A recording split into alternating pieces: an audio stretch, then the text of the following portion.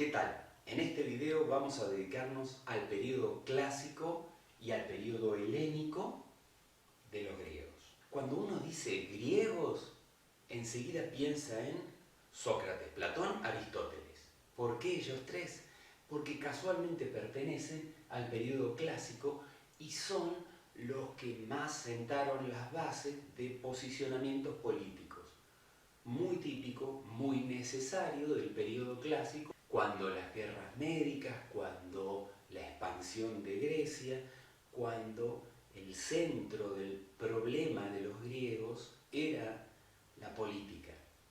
Así que vayamos directamente a Sócrates. Y la pregunta de siempre, ¿cuánto se sabe realmente de Sócrates? Bueno, hay quienes dicen que directamente no existió. Todo lo que nos llega a nosotros como información de Sócrates llega a través de uno de sus alumnos, Platón. ¿Qué dice Platón respecto de Sócrates? Bueno, básicamente dice que Sócrates nunca escribió nada porque él no consideraba que tuviera nada por enseñar. Entonces no hay registros históricos de su presencia. ¿Y esto de no escribir nada qué? ¿Era un berrinche de Sócrates? No, se basaba en toda una filosofía, en toda una postura respecto de qué es lo que tenemos nosotros como conocimiento. Sócrates sostenía que yo no puedo enseñarte nada porque si algo de lo que intentara enseñarte no está preentendido en vos, si las ideas de las que te estoy hablando no estuvieran de alguna forma madura en tu interior, ni siquiera sabrías de qué te estoy hablando. No podrías hacerlo encajar en tus esquemas y por lo tanto sería información totalmente irrelevante y no te ayudaría en nada a crecer. Su posición era en realidad que uno no aprende, ¿sí? Aprender quiere decir traer hacia adentro. Su razonamiento era justo al revés. Él hablaba de exducere, o sea, sacar para afuera, porque sostenía que el conocimiento estaba dentro de uno y que el docente era solamente el encargado de guiarte con preguntas para que tu conocimiento saliera hacia el exterior. A este modelo, a esta conciencia de qué es el conocimiento en nosotros, él la denominó mayéutica. Mayéutica, ¿por qué? Porque mayeuta en griego son las matronas, las encargadas de ayudar a parir a una embarazada. Y como su madre había sido mayeuta, él le pone este nombre a su criterio de sacar hacia afuera. Y como todos tenemos algo en nuestro interior y todos podemos sacar hacia afuera algo, entonces consideraba que todos éramos dignos de exduceres, o sea, de ser educados. Y por lo tanto el conocimiento debía ser público. Y por lo tanto enseñaba en el ágora, o sea, en la plaza pública, a todo ciudadano dispuesto a aprender. ¿La postura de Sócrates era la postura de los griegos? Estamos hablando del momento en que Grecia se expande, cuando entra en guerra con todos los demás, cuando invade el resto del mundo, y por lo tanto no era precisamente este concepto de la democratización del conocimiento lo que más le gustaba al pueblo griego.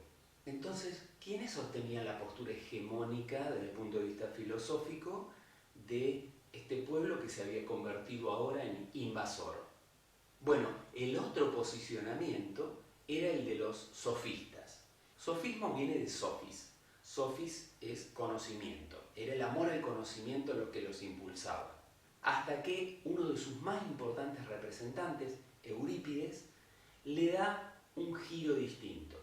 A partir de él, el sofismo será identificado como aquellas prácticas que te ayuden, que te incentiven a formar una inteligencia práctica. y en especial una inteligencia práctica para el buen vivir está muy relacionado con una inteligencia para la buena política. Pero ¿cuál es el concepto de la buena política para un sofista? Todo aquello que te llevara a resultados beneficiosos. Entonces, dentro de los resultados beneficiosos estaba el de que los gobernantes obtuvieran los resultados deseados. Y eso significaba que el sofista no consideraba que las verdades fueran absolutas. Sócrates sí. Para Sócrates, las verdades tenían una existencia en sí misma, por fuera de nuestra propia existencia, y por lo tanto eran verdades absolutas. Los sofistas decían la verdad es relativa, pero su concepto de la relatividad de las verdades tenía que ver con qué tanto agrado producía en el gobernante de turno. Y por lo tanto el sofismo adquirió como estrategias las de vender su producción, las de enseñar por dinero, a diferencia de Sócrates que enseñaba en las plazas públicas, la de generar verdades convenientes para el gobernante de turno, mientras que Sócrates criticaba a aquellos gobernantes o a toda aquella persona que se apartara de los conceptos de verdad absoluta.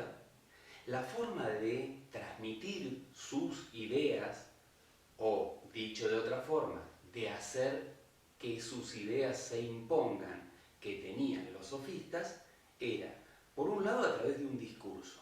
El discurso era, para el concepto sofista, una serie de argumentaciones lógicas cerradas. Esto es, todo tipo de argumentación que te llevara siempre a la misma conclusión, que no pudiera salirte de la lógica en la que te sumergía el discurso.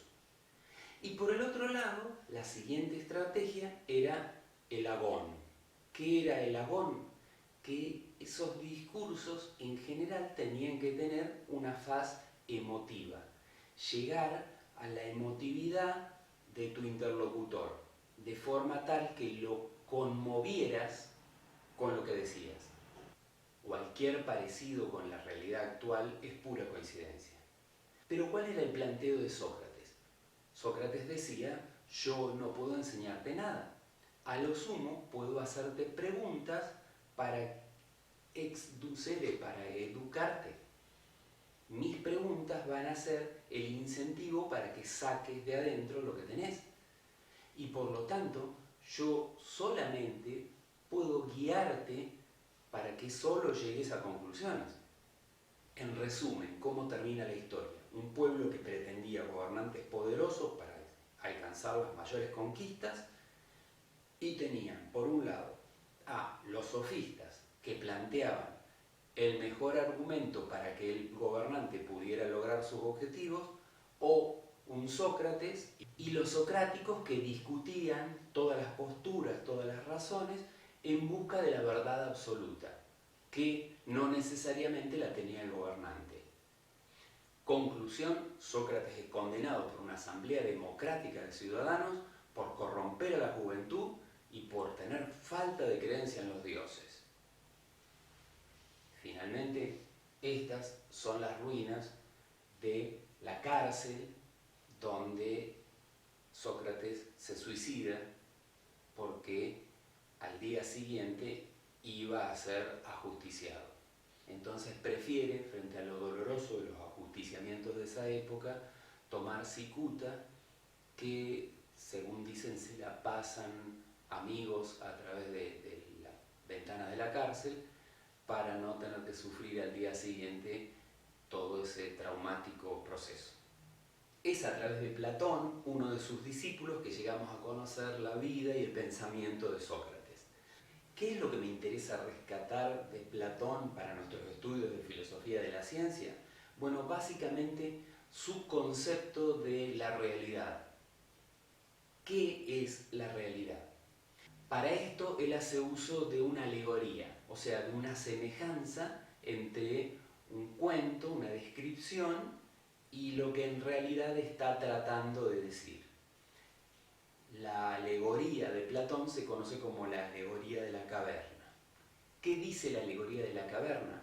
La alegoría de la caverna dice que en realidad nosotros no somos conscientes de lo que está pasando, que esta, nuestra realidad, no son más que las sombras de algo que está ocurriendo allá afuera, que nosotros somos como esclavos encadenados dentro de una caverna, que solo vemos el reflejo de las sombras en el fondo de la caverna, pero que la luz está del lado de afuera, y que nosotros no accedemos al conocimiento de la luz porque estamos encadenados ahí adentro.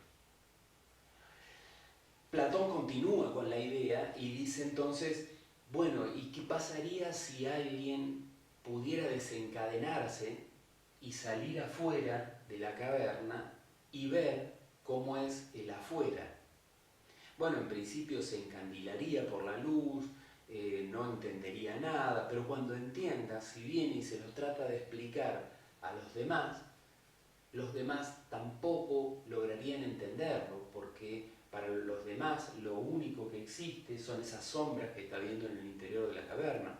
Y si escuchan sonidos o murmullos, van a creer que esas sombras son las que producen los sonidos y los murmullos, y no la gente que está en el exterior generando esas sombras a través de la luz. Entonces Platón hace como todo un análisis crítico de nuestras posturas, de nuestros posicionamientos en qué lugar nos encontramos nosotros en esto de comprender la realidad.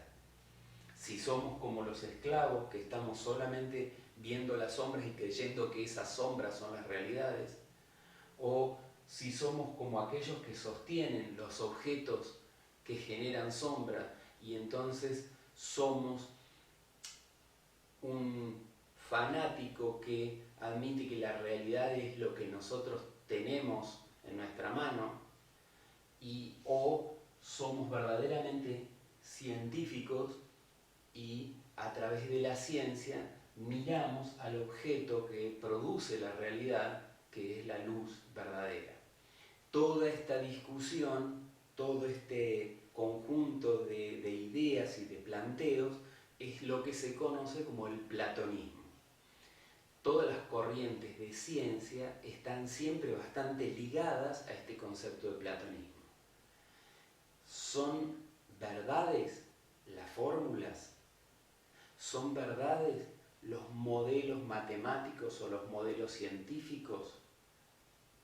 ¿Es verdad lo que dice la ciencia? ¿O es parte de una explicación de las sombras? ¿O es parte de las explicaciones que hacemos dentro de nuestra caverna de realidades ficticias? Entonces esta gran discusión continúa hasta nuestra época y de hecho sigue existiendo como corriente de pensamiento dentro de los científicos el platonismo. ¿Y cómo consideraba Platón que se podía llegar a ese conocimiento de la verdad, de la luz que estaba fuera de la caverna? Bueno, él sostenía que se llegaba a través de la intuición y de estrategias matemáticas, que la herramienta matemática era la mejor forma, el mejor lenguaje para llegar a intuiciones sobre la verdad absoluta, la verdad de afuera de la caverna. Y Aristóteles fue uno de los mejores discípulos que tuvo Platón. 20 años fue discípulo de Platón. Y para cuando Platón murió, Aristóteles sale diciendo, toda esta postura de Platón es irreal. En realidad no existe un afuera de la caverna. Todo está acá, en este mundo. Está nuestro mundo material y nuestro mundo espiritual. Pero las dos cosas unificadas en el ser. El ser con sus atributos. Aristóteles plantea que hay 3 ciencias teóricas con las cuales llegar al conocimiento de las verdades. Una es la matemática, que es el lenguaje puro, el lenguaje perfecto para llegar a las cosas. La otra es la física, que es el estudio de la naturaleza, physis es naturaleza. y la tercera la teología, que él la considera la filosofía primera. Hay un grupo de ideas sobre las que escribe Platón que están relacionadas con lo que es verdad, qué cosas son verdades, que cuando sus seguidores, sus estudiosos, tratan de clasificarlas, no las pueden clasificar dentro de la física, del estudio de la naturaleza. Entonces las agrupan en lo que se conoce como más allá de la naturaleza o metafísica. Entonces queda ese otro grupo de ideas conocidas como metafísica, lo que no está dentro de las explicaciones de la naturaleza propiamente dicha. Si hay algo a lo que la ciencia le debe mucho a Aristóteles, es la creación de la lógica. ¿Qué es esto de la lógica? Aristóteles dice, para llegar a la verdad, yo tengo que estar seguro de que las conclusiones que saco con mis afirmaciones sean correctas. Entonces tengo que encontrar un método para analizar la verdad de las conclusiones que yo saco con mis afirmaciones. Entonces construye toda una estrategia para poder probar la verdad de las conclusiones que se sacan a través de las afirmaciones o de las falsedades de las afirmaciones. A esto es a lo que se conoce como lógica. Y la lógica después, llevada a la matemática, nos va a permitir justificar todas esas operaciones que hacemos con números, con variables o con entidades matemáticas. Recordemos que Aristóteles va a ser el maestro de Alejandro Magno y por lo tanto muy prestigioso, y su postura filosófica marcarán tendencia durante toda una época. Pero también durante la Edad Media será retomado Aristóteles por la Iglesia Católica, porque a través de su estructura filosófica y de su estructura de la lógica podrá justificar muchas de las afirmaciones que hace la Iglesia. Después de lo que estuvimos hablando sobre Sócrates, Platón y Aristóteles, quiere decir de que durante el periodo clásico no hubo filósofos que se dedicaran a estudiar la matemática, la naturaleza, la física. Bueno, sí los hubo. Anaxágoras, por ejemplo, era un geómetra espectacular. Hipócrates se dedicó a la medicina, básicamente se lo conoce como el padre de la medicina, o sea, incursionaron en otras cosas. Citamos a estos tres filósofos en particular porque esta época está muy marcada por la cuestión política. Eso no quiere decir que no se hiciera más nada, pero el estudio de la naturaleza y de la matemática va a ser retomado con fuerza durante el periodo helénico. ¿Por qué? Porque ya ahora el centro no es la política, Grecia se retrotrae, deja de ser un pueblo invasor de otras sociedades y entonces empieza a retomar las ideas platónicas, las ideas pitagóricas, aparecen los neoplatónicos, los neopitagóricos y se vuelve a retomar el estudio de la matemática, el estudio de las ciencias de la naturaleza, y acá surge como disciplina separada, después de todo el trabajo que hicieron no solamente Sócrates, Platón y Aristóteles, sino muchos otros más, surge como disciplina separada la filosofía. ¿Por qué se le llama periodo helénico? ¿Por qué la palabra helénico? Porque bueno, el pueblo helénico era uno de los grupos que vino a ocupar la península griega y se termina denominando helénico a todos los pueblos griegos en general.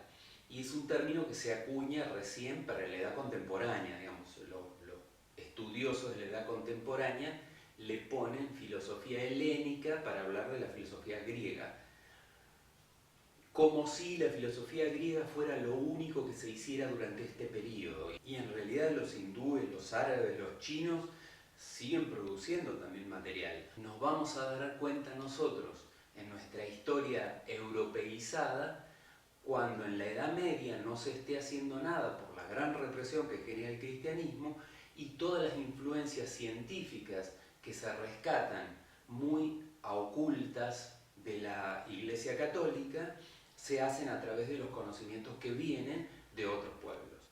Pero durante este periodo, el periodo helénico, es como que Grecia concentra las miradas de todo el mundo conocido. De entre los matemáticos del periodo helénico, el de mayor renombre, o por lo menos el de mayor renombre para nuestra época, ha sido Euclides. Si bien no podemos atribuirle a Euclides desarrollos matemáticos importantes, como sí se los podemos atribuir a Arquímedes, llega a nuestra época haciéndose famoso por sus postulados. El libro con la recopilación de los postulados de Euclides es uno de los dos más vendidos en la historia de la humanidad. La Biblia y los postulados de Euclides. ¿Qué tenían de particular los postulados de Euclides para que tuvieran tanta venta? Si bien Tales, con sus 4 teoremas, hizo un gran desarrollo de las propiedades que podía llegar a utilizarse dentro de la geometría para hacer desarrollos, para probar cosas, Euclides dio un paso gigante. Su obra, Los Elementos, definía justamente eso, los elementos con los que iba a operar la geometría. Nada fue igual a partir de allí. ¿Qué dicen estos 5 postulados? Número 1, que la existencia de 2 puntos pueden determinar una recta. Una definición de qué es una recta. Postulado 2, que un segmento puede ser prolongado en una recta. Esto nos da una definición de un segmento como una porción de recta. Número 3, se puede dibujar un círculo desde cualquier punto y con cualquier radio. Nos da la definición de círculo como todos los puntos que quedan a la misma distancia de un centro. Número 4, la totalidad de los ángulos rectos son iguales. Esto es, si yo una recta la intersecto con otra y uno de los ángulos es recto, la totalidad de los ángulos que se forman son rectos. Esto establece la definición de qué es un ángulo recto. Y el controversial 5.º postulado, que dice que por un punto externo a una recta pasa solamente una paralela. Esta afirmación trajo mucha polémica, pero para eso escuchemos a alguien que sabe. ¿Cuántas líneas paralelas a esta línea podemos trazar por este punto? ¿Solo una? ¿Estás completamente seguro? Sí que solo una, ¿verdad? ¿No estarás siendo demasiado euclidiano? Vamos a cuestionar un poco esa lógica. Eso de que por un punto exterior a una recta solo puede pasar una paralela se llama el 5.º postulado de Euclides. Y sí, la cosa funciona así en esa geometría de toda la vida, la que aprendimos de pequeños, la del teorema de Pitágoras y todo eso.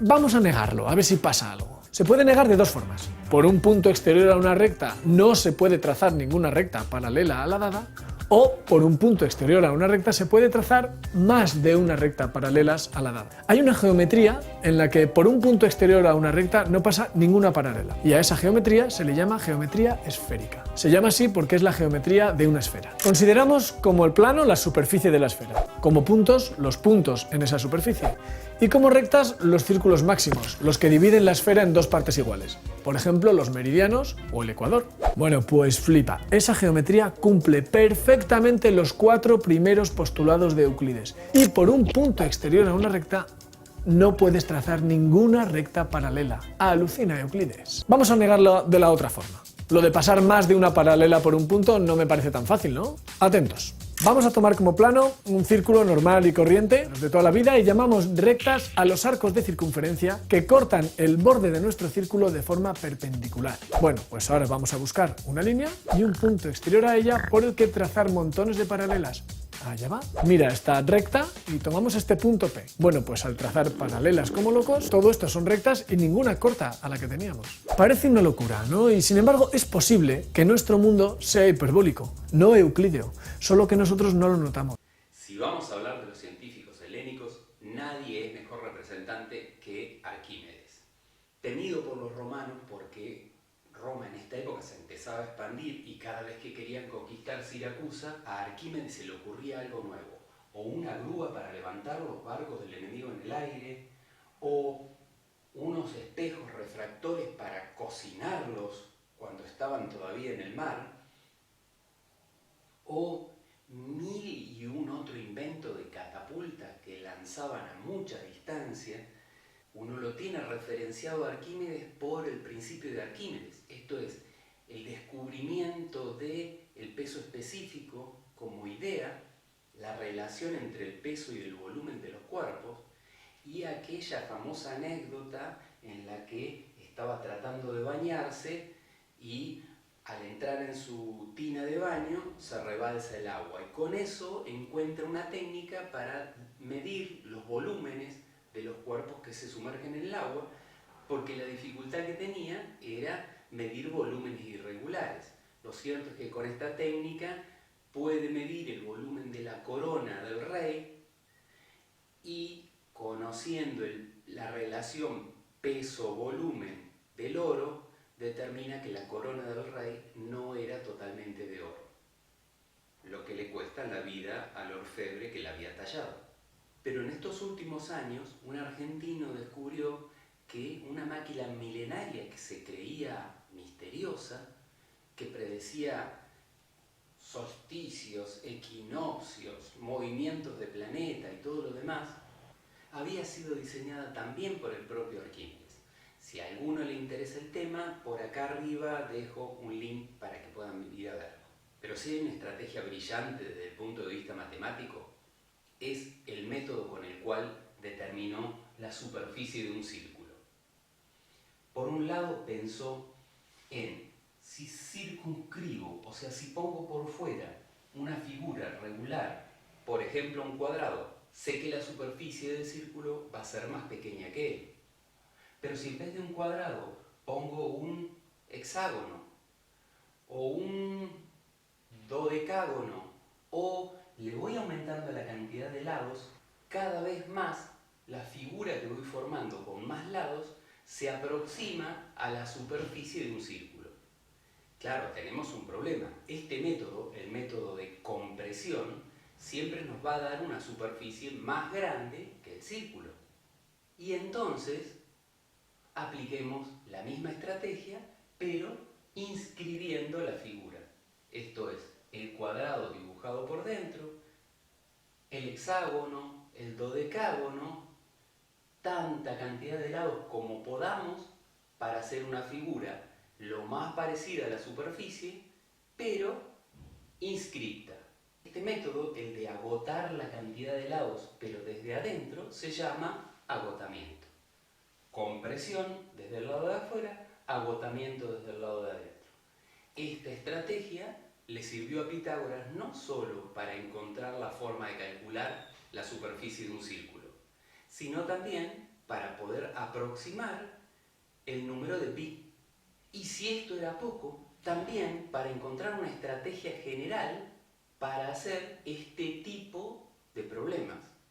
Pasaron casi 2000 años para que llegara Leibniz y Newton y diseñaran unas matemáticas que hicieran algo como esto, pero con mucha más precisión. Las ecuaciones diferenciales, las derivadas y en general todo el análisis matemático. No por eso le vamos a quitar mérito a Anaximandro, que unos cuantos años antes también había aplicado la misma metodología. Les dejo link por si quieren consultarlo. Pero Anaximandro no se lo conoce tanto porque no estuvo en el centro del conflicto como Arquímedes. Y entonces hizo muchos avances científicos, pero pasó como desapercibido. Podríamos seguir hablando de muchísimos filósofos más, pero quiero rescatar a Eratóstenes como ejemplo de esta etapa helenística de los filósofos griegos, porque es un claro ejemplo del ingenio y de la producción de esta época. Eratóstenes fue director de la Biblioteca de Alejandría 600 años antes de que Hipatia pasara por allí, y es recordado por medir el perímetro de la Tierra. El perímetro de la Tierra, cuando todavía no se conocía, o se supone que no se conocía la Tierra completa, y se estaba en duda de si la Tierra era o no era redonda, a ese punto llega el ingenio de Eratóstenes. Sentado en la Biblioteca de Alejandría, manda a uno de sus siervos a que mida la distancia que había entre Alejandría y un pozo que estaba en la ciudad de Ciene, donde tenía el dato que un día en especial, a las 12 del mediodía, el sol daba perfectamente vertical y se veía el fondo del pozo. ¿Cuál es la importancia de esto? Bueno, Aristarco, unos años antes, ya había podido medir por trigonometría la distancia que había desde la Tierra al Sol. Sabían que estaba muy lejos y por lo tanto podían considerar que los rayos del Sol venían todos prácticamente paralelos. Entonces decide, sabiendo de que llegaban justo a 90 grados con la superficie de la Tierra en la ciudad de Cirene, medir en ese preciso momento, con una vara puesta a 90 grados en Alejandría, qué sombra daba esa vara sobre el suelo. La sombra dependía de que la Tierra se hubiera curvado, que tuviera una curvatura. Entonces, midiendo la sombra de la vara, podía determinar el ángulo con el que incidía el Sol en ese preciso momento. Pero el ángulo con que incidía el Sol, por alternos internos, propiedad que ya Tales manejaba, sabía que ese era justamente el tamaño del ángulo de curvatura de la Tierra. Esto es, tenía el arco de curvatura, porque lo había medido su sirviente, y tenía el ángulo. Lo que quedaba por hacer era una sencilla regla de 3 simple. Si para un ángulo de curvatura de 7 grados 12 minutos le correspondían 787 kilómetros y medio de curvatura terrestre, para los 360 grados de todo el círculo le correspondía X, el perímetro. Eratóstenes, 250 años antes de Cristo, sabía el tamaño de la Tierra. Y este no es un dato menor si recordamos que Colón va a viajar en el año 1492, o sea, 1700 años después, con ese dato como información. Colón sabía que si la India quedaba a una distancia muy corta yendo hacia el este, no iba a poder llegar yendo hacia el oeste porque la distancia era muy larga. Pero eso lo vamos a charlar más adelante. Y también para el próximo video vamos a ver qué pasó después de la decadencia de Roma y la llegada de todos los países del norte de europeo a asentarse a la Europa central y Europa del sur. Así que, hasta el próximo video.